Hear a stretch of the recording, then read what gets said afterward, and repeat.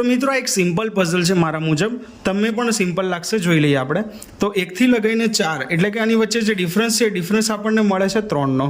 4થી લગાવીને 9 આની અંદર જે આપણને ડિફરન્સ મળે છે એ 5નો મળે છે.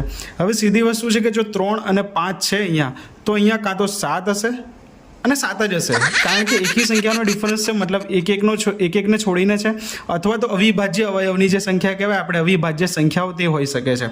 કન્ફર્મ કરી લઈએ આપણે. અહીંયા 9ની અંદર 7 ઉમેરીએ એટલે આપણને અહીંયા મળે છે 16. આ સવાલનો જવાબ સાચો નથી, આપણે જોવો પડશે 100% સાચો છે કે નહીં, બરાબર. તો હવે 7નો ડિફરન્સ અહીંયા છે, તો આપણને અહીંયા આગળ 9નો અથવા 11નો ડિફરન્સ હોવો જોઈએ. તો જોઈ લઈએ આપણે. 16ની અંદર આપણે ઉમેરીએ 9 તો 25 થાય છે. ઓકે, કન્ફર્મ છે. તો હવે જો અહીંયા 9નો છે તો પછી અહીંયા 11નો કન્ફર્મ હોવો જોઈએ. તો 25ની અંદર આપણે 10 ઉમેરીએ એટલે 35 અને 1 11, બરાબર, એટલે કે 36 થઈ જશે. ફરી આપણે અહીંયા જોઈ લઈએ તો 13નો ડિફરન્સ હોવો જોઈએ અહીંયા. તો 36ની અંદર 10 ઉમેરીએ એટલે 46 અને 3 ઉમેરતા 49. કન્ફર્મ છે. હવે આગળ બહુ વેરીફાઈ કરવાની જરૂર નથી મારા મુજબે, તમે જોઈ લેજો તમારી રીતે કે કેટલાનો ડિફરન્સ આના વચ્ચે અને આના વચ્ચે છે, કમેન્ટમાં બતાવજો.